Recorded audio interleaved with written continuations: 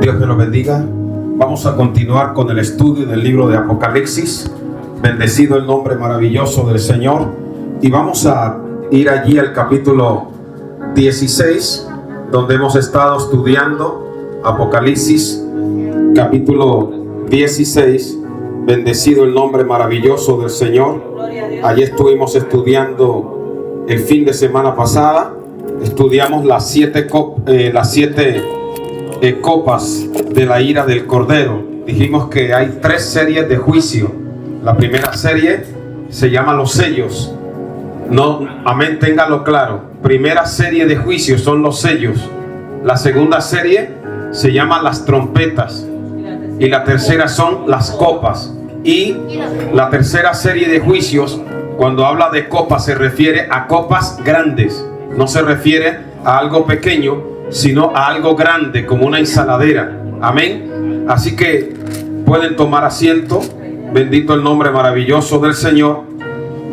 Y hay una pregunta que me han hecho algunos, porque yo he dicho que hay una repetición entre algunas de las plagas de Egipto y lo que son algunas de las trompetas y algunas de las copas. Y yo querría darles una pequeña aclaración al respecto. Vayan rápidamente al libro de Éxodo, por favor. Libro de Éxodo.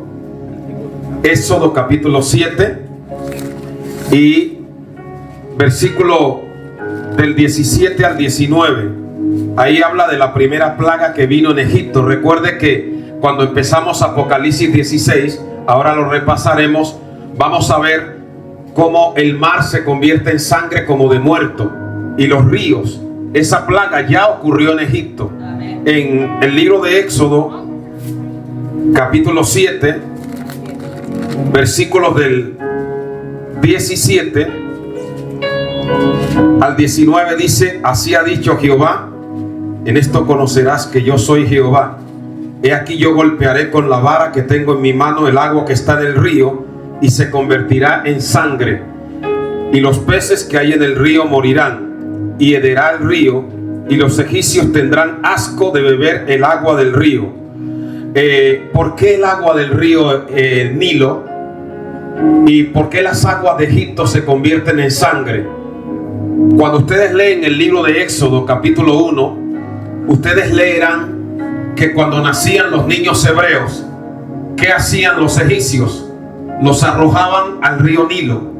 Amén. O sea, el río Nilo se llenó de la sangre inocente de esos niños. Entonces la justicia de Dios permitió que el agua se convirtiera en sangre.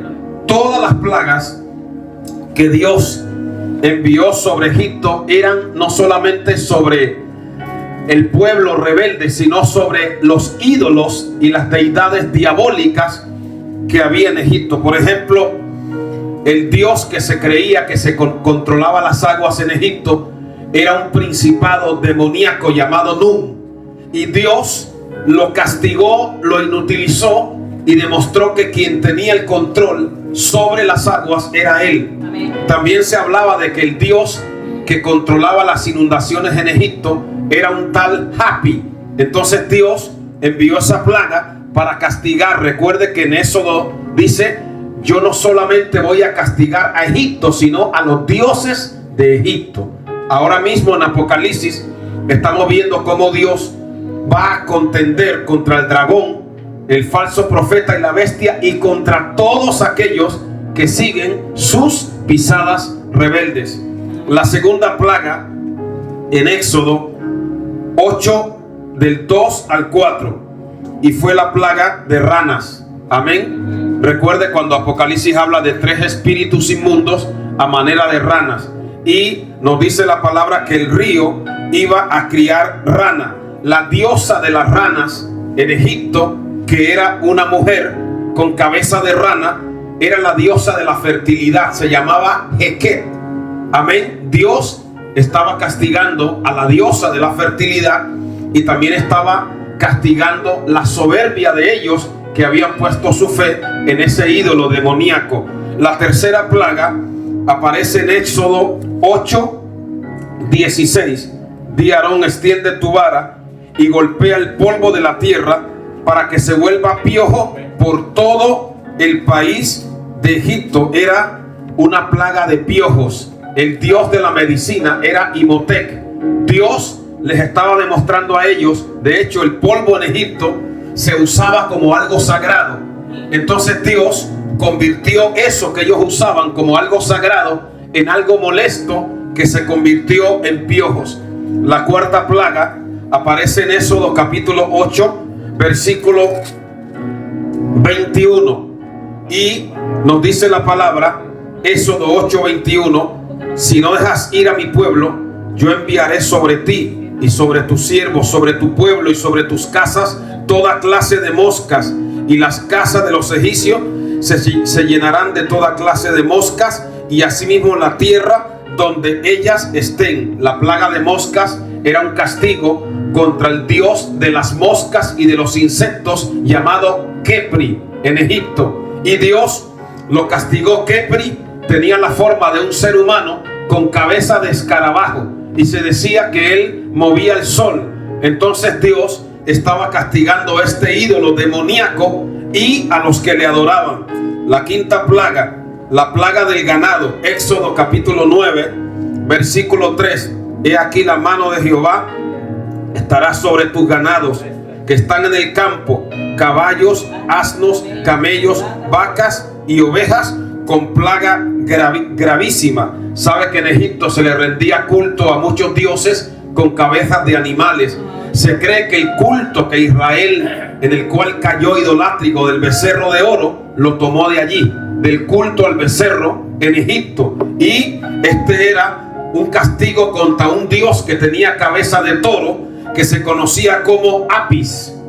La sexta plaga, Éxodo 9, 8 al 9: y Jehová dijo a Moisés y Aarón: toma puñado de ceniza de un horno, y la esparcirá Moisés hacia el cielo delante de Aarón, y vendrá a ser polvo sobre toda la tierra de Egipto, y producirá sarpullido con úlceras en los hombres y en las bestias. Recuerda que en Apocalipsis dijimos que cuando se derrama una de las copas, se produce una gran úlcera. Amén. Por eso le estoy repitiendo que algunas de las plagas que van a venir en Apocalipsis serán ampliadas de aquellas que Dios derramó ya sobre los rebeldes en Egipto. La plaga número 7 era una plaga que era la plaga de granizo. Éxodo 9, del 22 al 26, dice: y Jehová dijo a Moisés: extiende tu mano hacia el cielo para que venga granizo en toda la tierra de Egipto, sobre los hombres, sobre las bestias y sobre toda la hierba del campo de Egipto. Esa plaga era contra una deidad que se llamaba Nut, que se decía que Nut era el que controlaba los cielos y el aire. Y entonces Dios está demostrando que cuando Él actúa, todas esas fortalezas satánicas son inutilizadas y lo que prevalece es el poder de Dios. Amén. Amén. La plaga número 8 fue la plaga de langostas. Éxodo capítulo 10, verso 4. El dios de las langostas en Egipto era Osiris, dios supremo de la agricultura y el mundo subterráneo. Y la última plaga fue la plaga de tinieblas.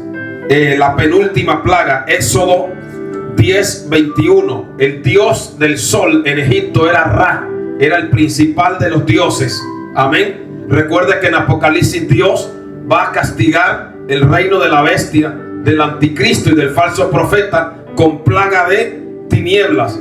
Y la última plaga, la número 10, fue la muerte de los primogénitos. Éxodo 11, del 4 al 5. Alguien dice: ¿y por qué Dios le quitó la vida a los primogénitos en Egipto? Recuerde que cuando Dios envió a Moisés a Faraón, le dijo: deja ir a mi primogénito, porque Israel es mi primogénito.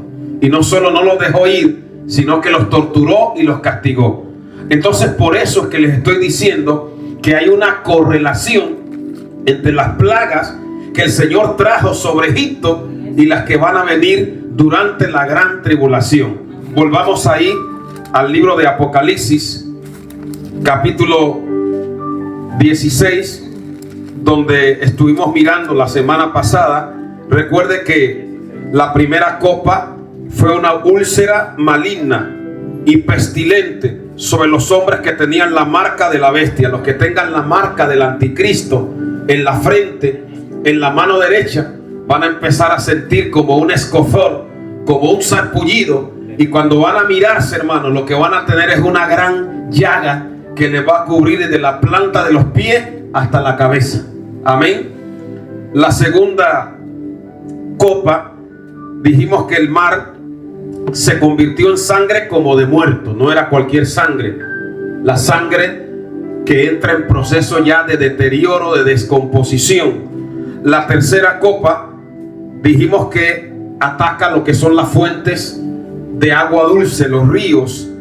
El ángel derramó su copa sobre los ríos y la fuente de las aguas, 16:4, y se convirtieron en sangre. Van a abrir los grifos, van a abrir la nevera. Amén. Y lo que va a salir es sangre. Y usted dirá, ¿y por qué? Recuerde Mateo 27, cuando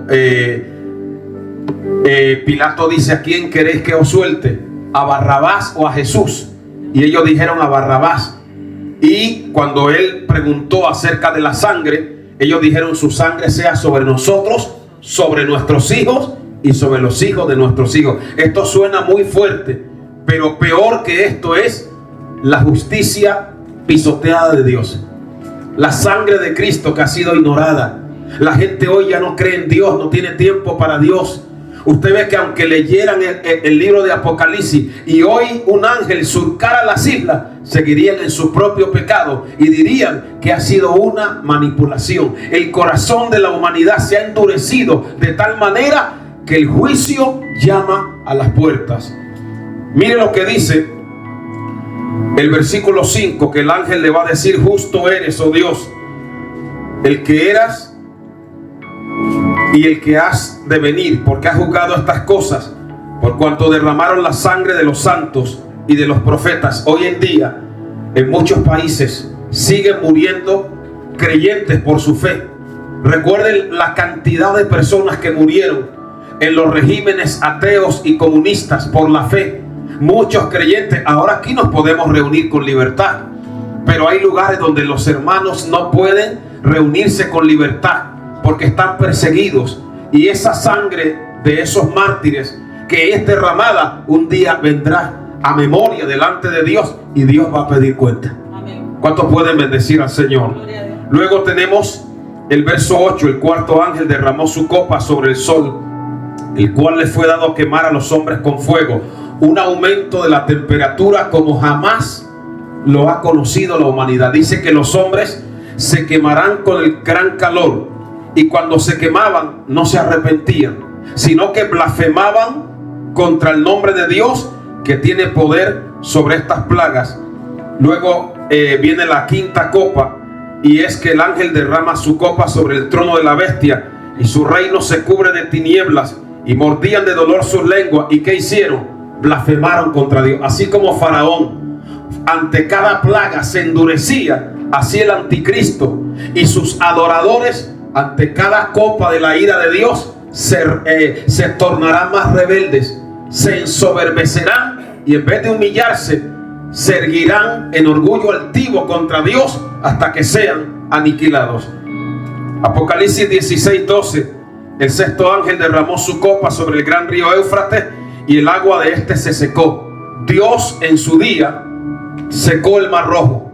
Dios abrió el Jordán. Una vez lo abrió para que cruzara Josué, otra vez lo abrió para que cruzara Elías, y otra vez lo abrió para que regresara Eliseo. Y el mismo Dios que hizo eso volverá a secar el río, en este caso el Éufrates. ¿Para qué? Para que esté preparado para los reyes del oriente. Cuando ustedes lean en la Biblia los reyes del oriente, se está refiriendo al ejército chino, japoneses, Pakistán, la India. Amén. Cuando lean de los reyes del sur, se refiere a la confederación árabe. Cuando lean del rey del norte, se refiere a Rusia. Va a haber una confederación de naciones que se van a unir. Ellos van a pretender tomar los tesoros que hay en Jerusalén, y cuando ellos crean que ya lo tienen todo bajo su poder, ahí es donde el Señor Jesucristo va a aparecer para librar a Jerusalén, para juzgar a las naciones y para establecer un reino de 1000 años. Cristo y su iglesia reinando en esta tierra. ¿Cuántos pueden darle a Dios la gloria? Amén. Y dice en Apocalipsis 16:13 que de la boca del dragón y de la boca de la bestia y del falso profeta salieron 3 espíritus inmundos a manera de ranas. Amén.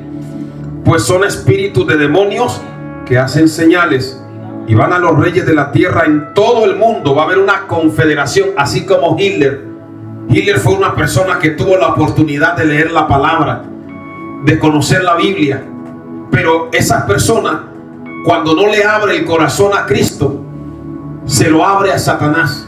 Y esos demonios toman el control, y toda esa ira que había en él la fue contagiando. Creó un ejército de asesinos, de criminales, y creó una confederación de naciones para exterminar a los judíos. Bueno, así esos demonios van a salir y van a seducir a los líderes de las naciones políticas para que emprendan una campaña, una cruzada, y tomen los tesoros que hay en Oriente Medio, y especialmente para que exterminen de una vez para siempre a Israel. Pero si Dios guardó a Israel, porque Dios le hizo una promesa a Abraham: yo bendeciré a los que te bendijeren y maldeciré a los que te maldijeren. Y Dios dijo que mientras permanezcan el cielo y la tierra, esa nación prevalecerá, hermano. Ese pueblo hoy en día está en rebelión, pero Dios va a tratar con ellos, hermano. Dios se va a mover, amén. Y el cielo y la tierra pasará, pero su palabra no pasará. ¿Cuánto le damos a Dios la gloria? Ahora, mientras eso llega, tenemos que estar alerta, no dejar que los años que hemos invertido en el Señor, el enemigo nos lo robe. Tenemos que pelear la buena batalla, tenemos que pelear por nuestra salvación y decirle: Señor, que cuando llegue la hora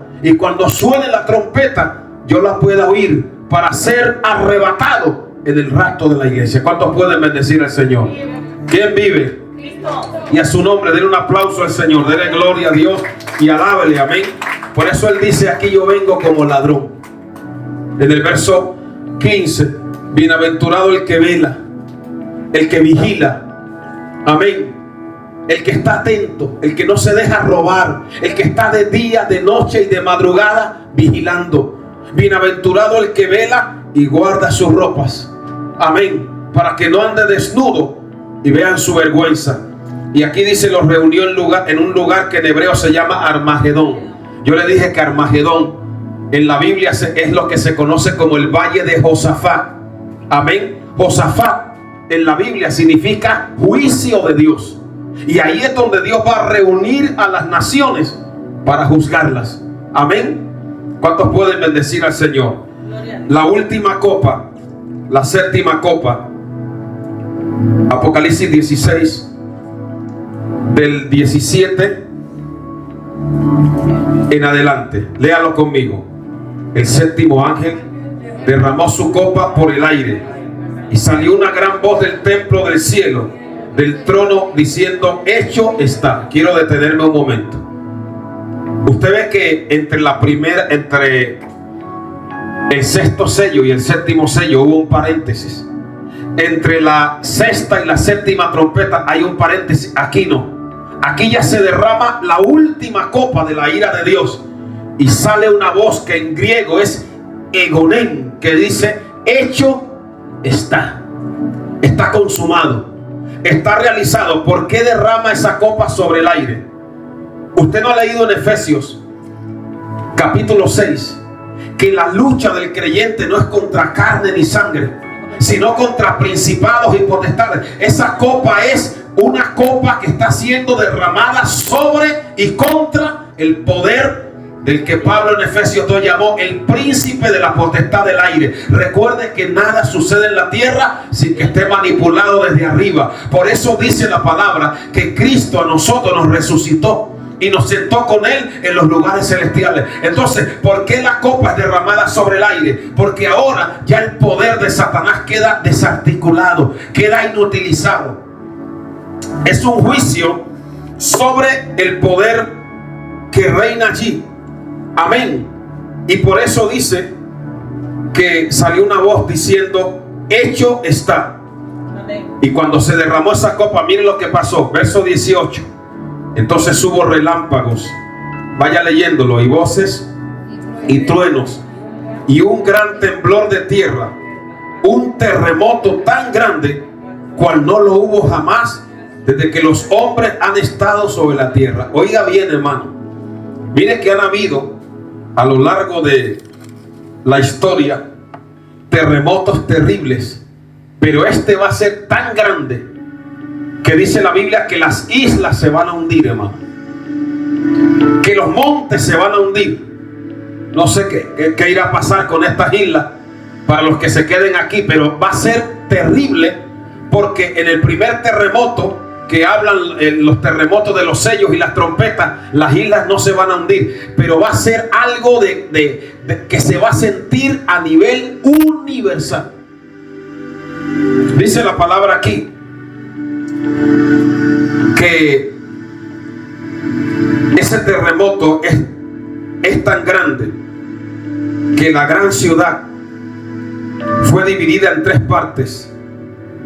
Y el 19 dice: y las ciudades de las naciones se van a, los teatros, hermanos, estadios, viniéndose abajo, grandes rascacielos, edificios, las ciudades de las naciones cayeron, y la gran Babilonia vino en memoria delante de Dios para darle el cáliz del vino del ardor de su ira. Aquí se anuncia el juicio sobre la gran Babilonia, que ahora en Apocalipsis vamos a empezar a estudiarla. Y hablando desde terremotos, déjeme decirle que a lo largo de la historia han habido terremotos terribles, pero ninguno se va a comparar con este gran terremoto. En el año 1965 hubo un terremoto en Mezzaro, en Italia, dejó 30.000 muertos.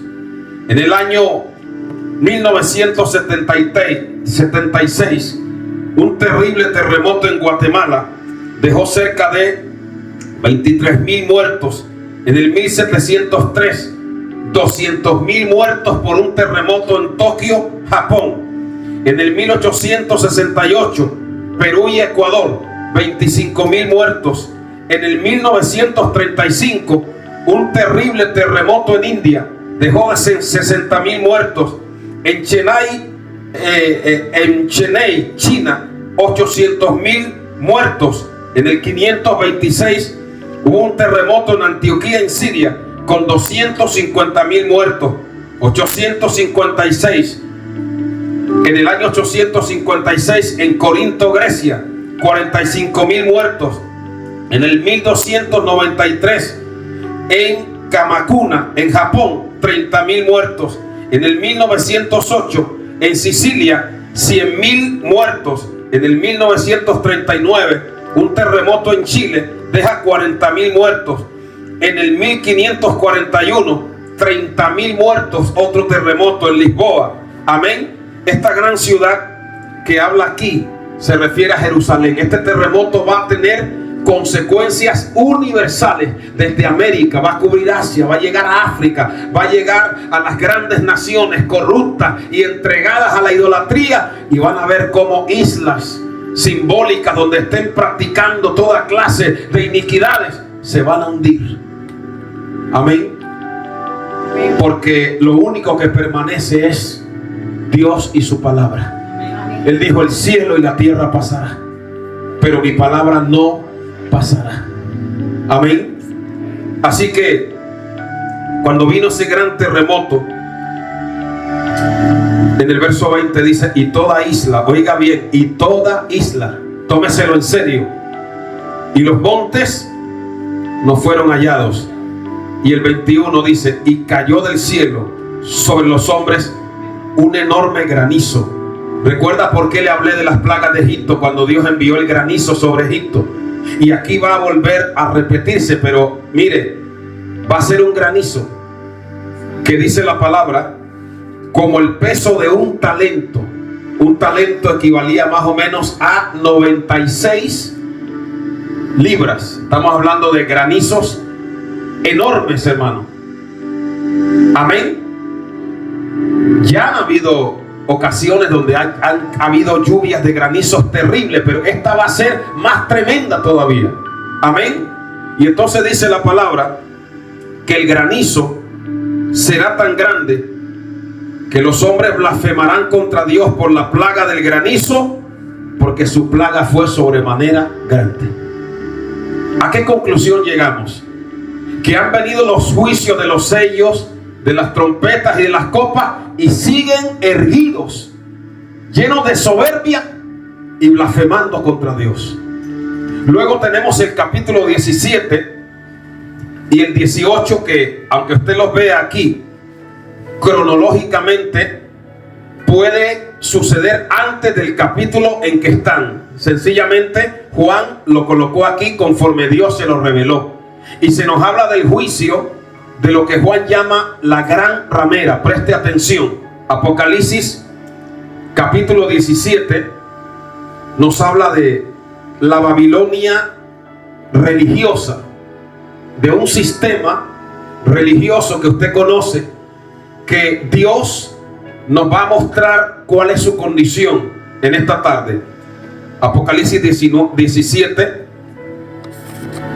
versículo 1 dice: vino entonces uno de los 7 ángeles que tenían las 7 copas, y habló conmigo diciéndome: ven acá y te mostraré la sentencia contra la gran ramera, la que está sentada sobre las muchas aguas. Aquí quiero hacer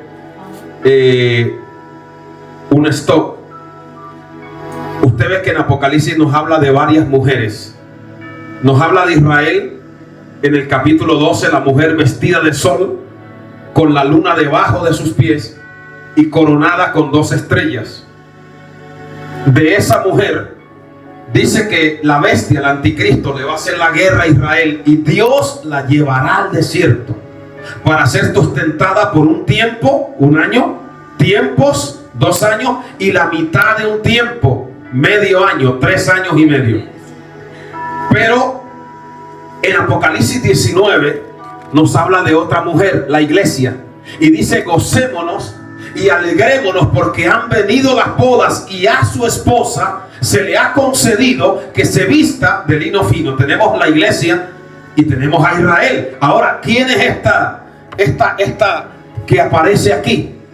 La iglesia apóstata, la que todos hemos conocido como apostólica, católica y romana, y todas las que se derivan de ella. Dice: vino uno de los 7 ángeles que tenían las 7 copas y me dijo: ven acá y te mostraré la sentencia contra la gran ramera. Dice que está sentada sobre muchas aguas. Representa las multitudes en las cuales ese sistema ejerce su hegemonía religiosa, su dominio. Amén. Usted ve que este líder, cuando va por las naciones, hay multitudes que le siguen como aguas, pero es que hay multitudes que pueden seguir la mentira. Un credo no se evalúa por cuántos le siguen, sino por la enseñanza, si es real, si es de Dios, si es la verdad, si es bíblica. Y nos dice el verso 2: con la cual han fornicado los reyes de la tierra. Usted ve que todos los líderes políticos, hasta los que no creen en Dios, cuando llegan los días de idolatría y de ceremonias de esta gran ramera, ellos están ahí presentes, porque luego vamos a ver que el sistema es tanto político como religioso, porque el capítulo 18 nos habla de la Babilonia política, pero aquí nos habla de la Babilonia religiosa. Amén. Y dice la palabra que se han embriagado con el vino de su fornicación. ¿A qué tipo de fornicación se refiere? A la fornicación espiritual, a la enseñanza que le enseña a las personas a adorar todo aquello que no es el Dios verdadero, y doctrinas que no tienen fundamento ni base en la palabra de Dios. ¿Cuántos lo están entendiendo? Amén. Por eso se le llama gran ramera. ¿Por qué? Porque a la iglesia se le llama la esposa, porque tiene a un solo Dios, a un solo marido. Le pertenece a Cristo, pero esta pertenece, como lo vamos a ver, a multitud de ídolos. todo diablo y demonio tiene cabida allí. Amén. En el versículo 3, léalo conmigo. Dice: y me llevó en el espíritu al desierto, y vi una mujer sentada sobre una bestia escarlata y llena de nombres de blasfemia, que tenía 7 cabezas y 10 cuernos. Mire que cuando Dios te pasa por el desierto, hay un desierto donde tú estás bajo la nube de la gloria de Dios. Hay un desierto donde, como el de Jesús, donde vienen ángeles y te sustentan y te sostienen. Hay un desierto en tu vida como el de Elías, que tú sientes como que no hay salida, y de repente viene un ángel y te trae una torta del cielo, y tú dices: estoy en el desierto, pero Dios está conmigo. Amén. Hay un desierto como el que pasó Israel, que la nube de Dios y la chequina los cubría. Hay un desierto, hermano, como el que pasó Pablo, donde Dios te enseña y te revela. Pero hay otro desierto, que es el del enemigo. Hay un desierto donde no hay la verdad. Hay un desierto donde la gente se muere espiritualmente. Hay un desierto donde lo que hay es oscuridad, donde lo que está cerca es el mismo enemigo. Este desierto donde está la gran ramera es el desierto que tienen todos aquellos que no tienen a Dios, que no tienen a Cristo, que vagan en la más profunda soledad y oscuridad. El desierto del engaño, de la mentira, del error, del fraude. Y dice que él fue a ese desierto y la vio sentada sobre una bestia escarlata. ¿Sabe quién es esa bestia escarlata? Es el anticristo. Si usted mira, cuando nosotros leímos en Apocalipsis, dele un poco hacia atrás. En Apocalipsis capítulo 13, dice: me paré sobre la arena del mar, y vi subir del mar una bestia que tenía 7 cabezas y 10 cuernos, y en sus cuernos 10 diademas, y sobre su cabeza un nombre blasfemo. Y aquí en Apocalipsis es la misma bestia que aparece en el versículo 3. Dice que la mujer estaba sentada sobre la bestia. Así como Cristo es el fundamento del verdadero cristiano, tristemente, hermano, dolorosamente, Satanás es el fundamento de todo aquel que no le sirve a Dios. Amén. Aquí está la gran ramera, el sistema religioso apóstata, apoyándose sobre el anticristo. El anticristo la va a apoyar durante la tribulación un tiempo. Luego vamos a ver cómo se va a levantar y la va a perseguir. Y dice la palabra que era escarlata, que es el color escarlata era el color de la arrogancia, del orgullo, de la prepotencia, de la soberbia, del lujo. Y dice que estaba llena de nombres de blasfemia. Los emperadores romanos empezaban a usar títulos que solamente le pertenecían a Dios. Usted ve un líder de esa religión que se hace llamar Santo Padre, cuando el único santo es Dios. Amén. Cuando Jesús dijo: no llaméis Padre vuestro a nadie en la tierra, porque uno es vuestro Padre, el que está en los cielos. Cuando Jesús dijo: yo soy el camino, la verdad y la vida, y nadie va al Padre sino por mí, Él se hace llamar el mediador entre Dios y los hombres, hermano. Entonces el juicio que esa gente tiene es terrible, hermano. Y los títulos que usan: el venerable, amén, el máximo pontífice, que son títulos, hermanos, divinos. Por eso dice que estaba llena de nombres de blasfemia. Pero también habla de la cantidad de títulos blasfemos que se arrogaron los emperadores romanos.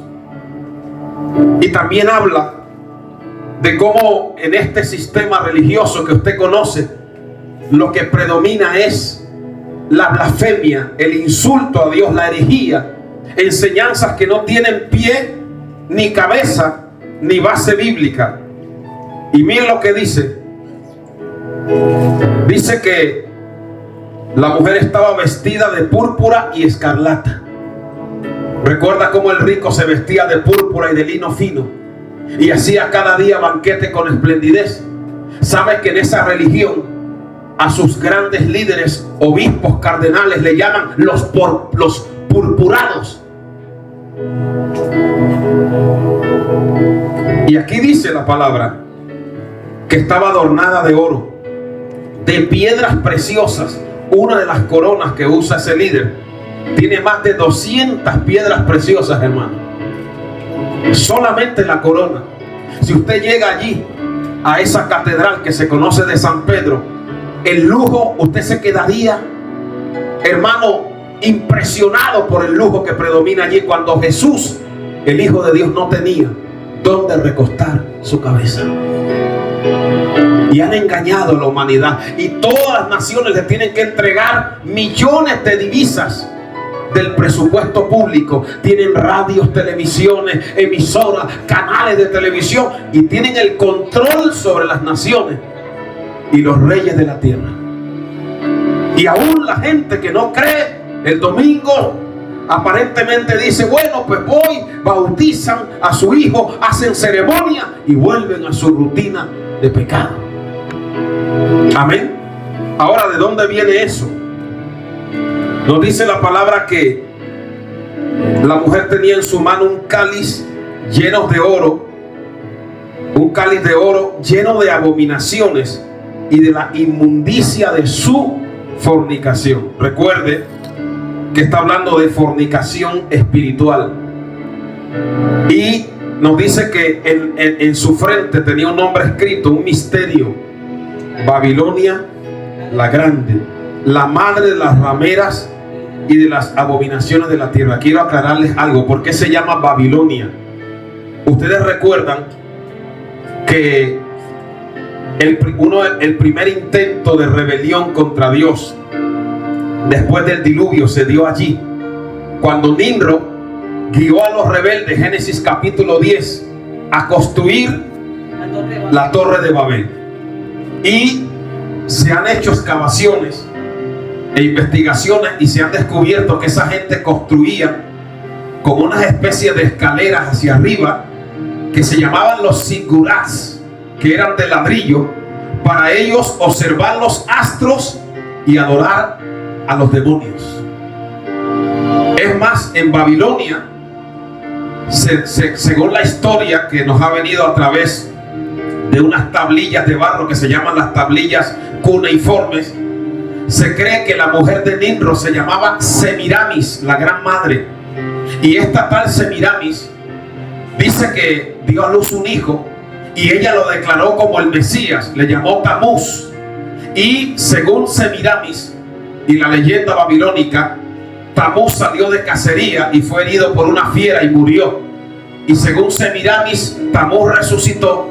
Y entonces se creó un culto, mire bien de dónde vienen las cosas, que se llamaba el culto de la adoración a la madre venerable y al hijo. Usted ve personas, yo he ido a países y me han dicho: pero ¿y de dónde viene eso de una mujer que aparece con un niño en brazos y le rinden culto? Eso viene de Babilonia, no viene de la Biblia, porque nadie le tomó foto a Cristo ni a María con el niño en brazos. Eso viene del paganismo. Pero hermano, déjeme decirle que ya en los tiempos de los profetas ya se practicaba el culto a Semiramis, la sacerdotisa diabólica, esposa de Nimrod, con el niño en brazos. Le voy a dar algunos versículos de la Biblia para que lo vean.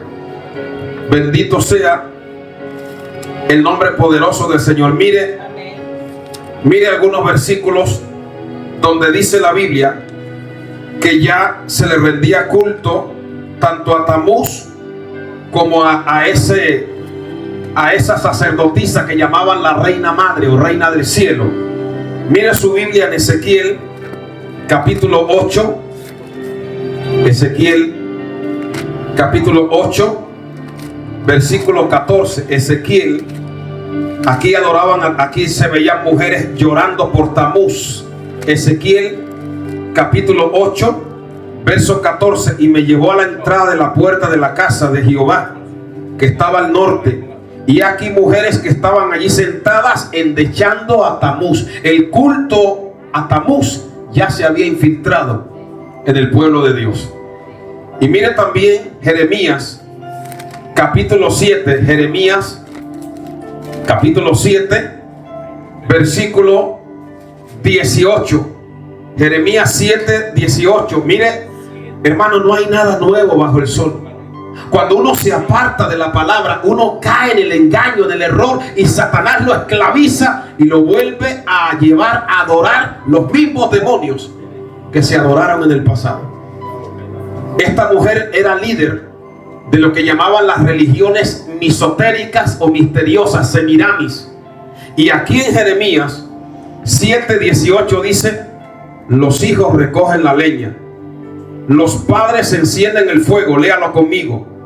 Las mujeres amasan la masa para hacer torta a la reina del cielo y para hacer ofrendas a dioses ajenos para provocarme ira. Ya se adoraba a una figura llamada la reina del cielo, que fue esa misma figura que fue consagrada por uno de los papas como Madre Universal de todo lo creado, y ordenó que se le rindiera culto a esa imagen al mismo nivel que al Señor Jesucristo, al Padre y al Espíritu Santo.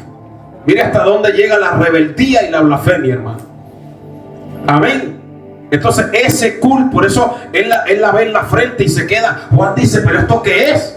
Se queda asombrado y le ve un letrero que dice Babilonia la Grande, porque de Babilonia se originaron todas esas semillas idolátricas de apostasía diabólicas que llegaron a Grecia, que llegaron a Roma.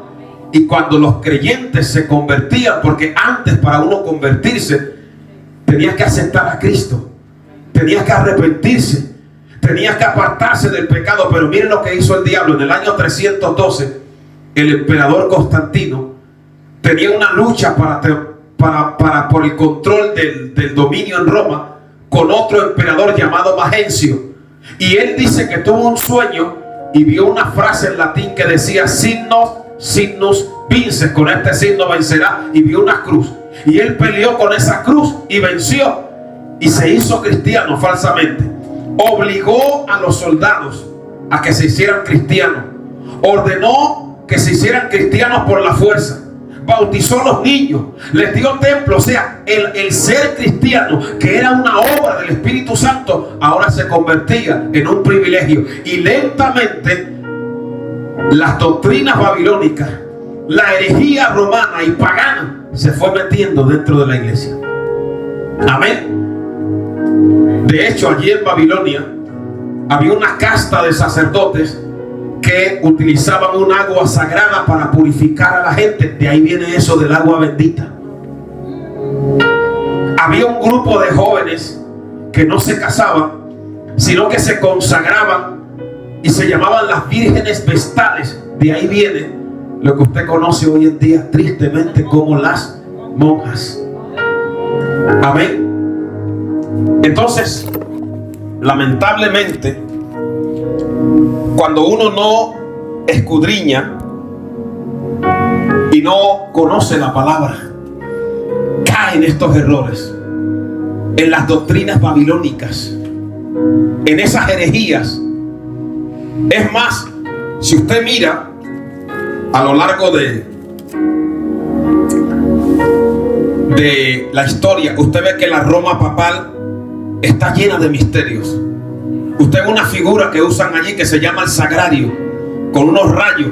Eso es el nombre del Ra, el dios del sol.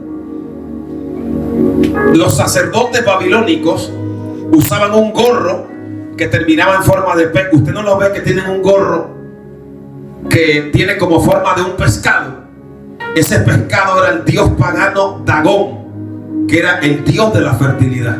Entonces la gente está ahí metida siguiendo las prácticas satánicas de la gran Babilonia. Amén. Es más, usted puede mirar y escudriñar, porque en aquellos tiempos ellos tomaban una especie de pan sagrado que supuestamente le unía a las deidades. De ahí viene eso de la hostia.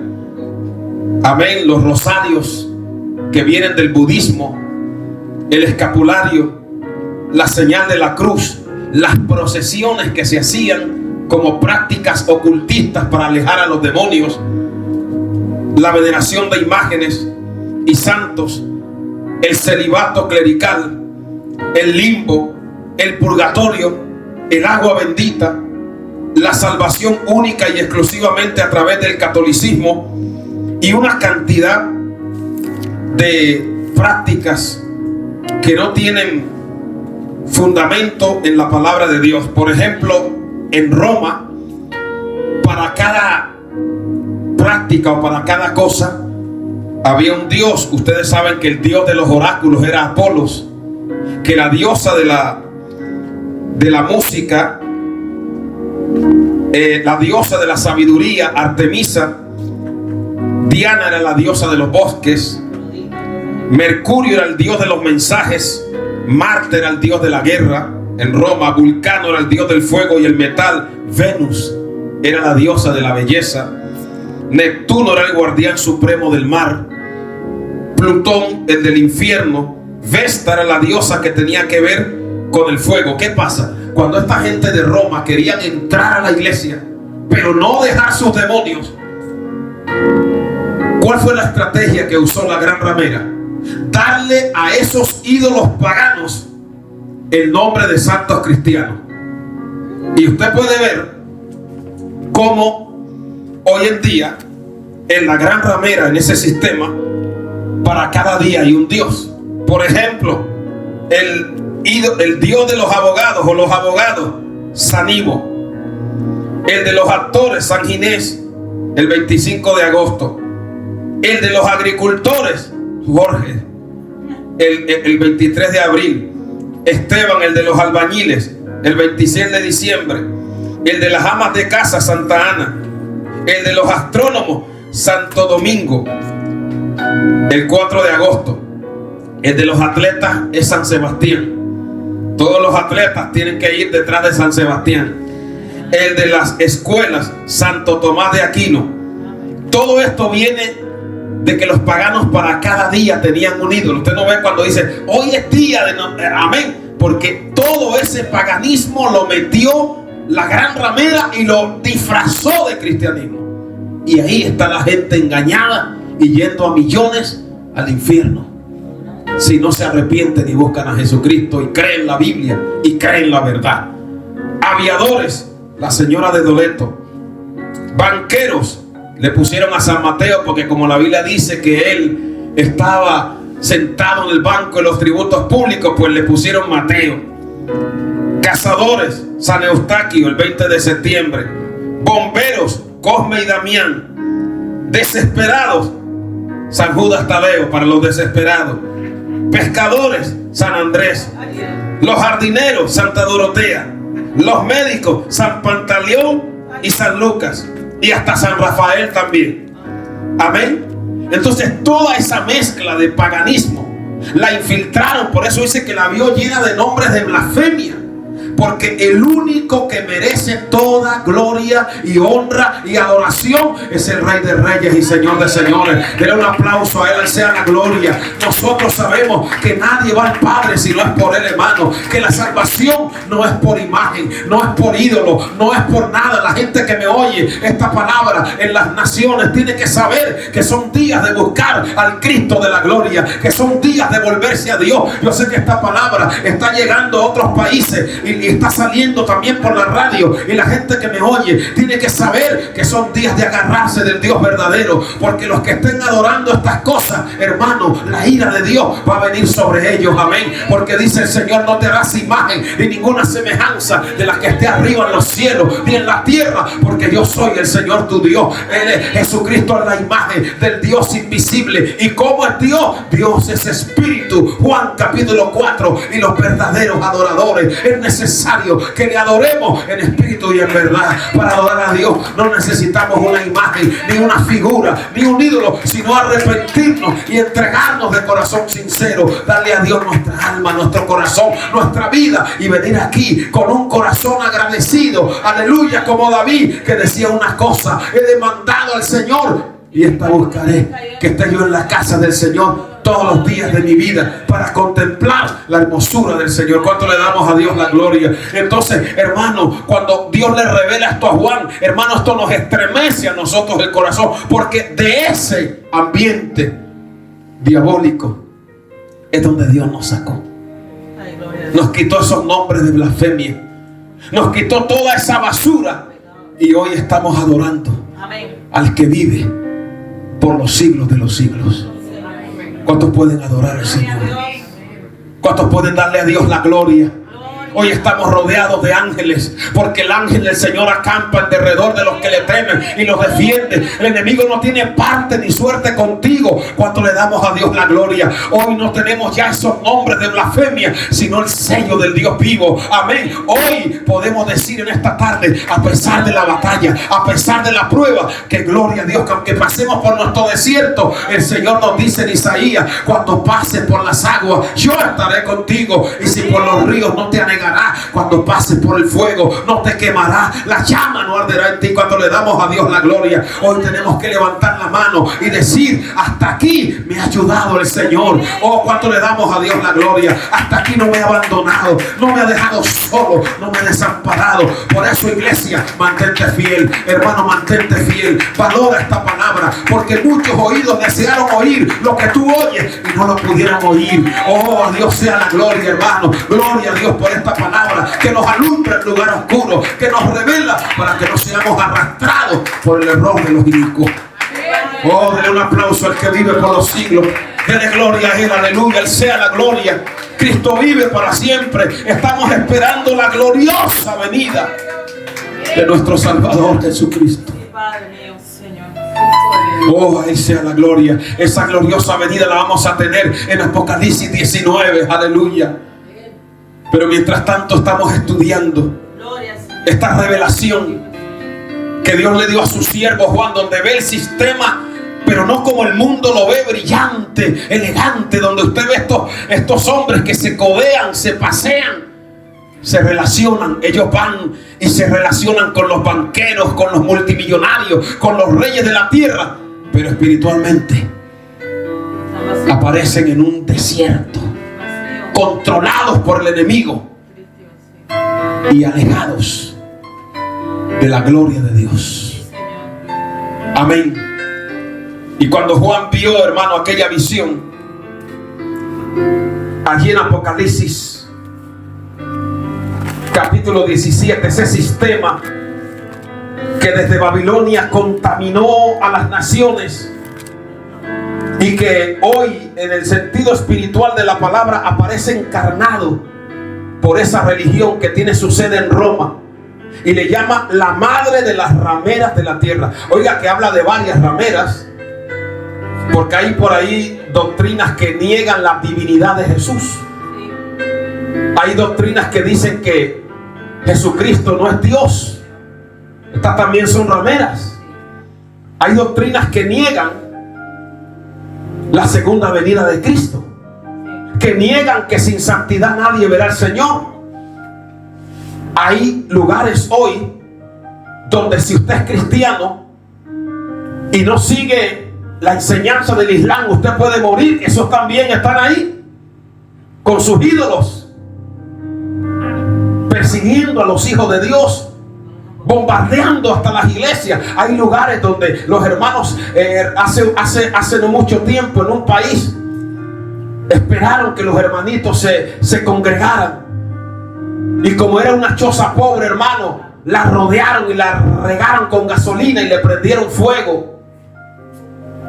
Porque la palabra es clara, dice la palabra, amén, que los que quieren vivir piadosamente en Cristo padecerán persecución. Pero gloria a Dios, porque si el enemigo nos persigue, significa que el glorioso Espíritu de Dios reposa sobre nosotros. Yo siempre he dicho que los lobos nunca atacan a las ovejas de papel.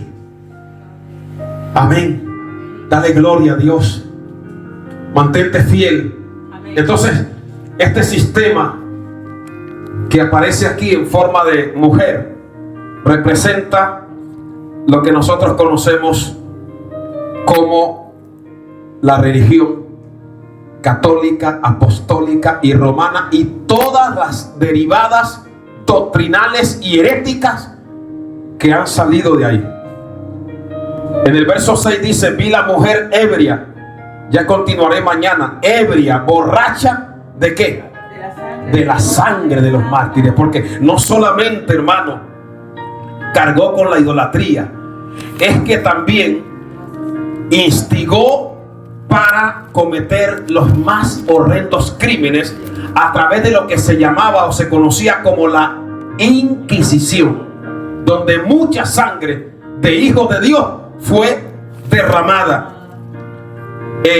Hubo un tal Pedro de Aragón que inició las persecuciones, que fueron seguidas por Inocencio III. Este promulgó un ataque contra los que él llamaba herejes, porque leían la palabra y oraban a Dios sin utilizar la mediación de Roma. Hubo otro que se llamó Gregorio IX, y él perfeccionó la diabólica práctica de la Inquisición. También estuvo ese sistema bajo Inocencio IV. La Inquisición tomó más fuerza, acusaban a las personas sin que se enteraran y luego los ahorcaban, los descuartizaban y los quemaban en el nombre de Dios. Cuando los quemaban decían en latín Soli Deo Gloria, que significa gloria solamente a Dios. Por eso Jesús dijo que llegaría el tiempo cuando cualquiera que os mate pensará que le rinde culto a Dios. Se les quitaban los bienes, se les expulsaba de los trabajos, se les quitaban sus posesiones. Hubo un caso donde habían casi 500 mujeres creyentes que se reunieron, y ese lugar donde estas más o menos 500 personas se reunieron era un molino. Le prendieron fuego y las quemaron a todas en nombre de Dios. Una ciudad llamada Béziers en Francia, hasta 30,000 hijos de Dios fueron apaleados y ahorcados por ese sistema. Por eso dice que estaba ebria de la sangre de los mártires. Ellos lideraban las persecuciones, ellos apoyaban a los perseguidores, ellos apoyaban a los que perseguían a los hijos de Dios, y en ella se halló la sangre de los mártires. Hermano, todo lo que hay aquí en la tierra y toda injusticia y toda maldad, un día por ella se le ha de rendir cuentas a Dios. Y la sangre de los mártires es la semilla de la iglesia. Y así como Dios tomó venganza por la sangre de Abel, tomará venganza por la sangre de cada hijo de él que ha sido pisoteado, ultrajado, aunque haya muerto en soledad y haya muerto en dolor. Que Dios nos ayude, nos haga fieles y nos abra cada día el entendimiento.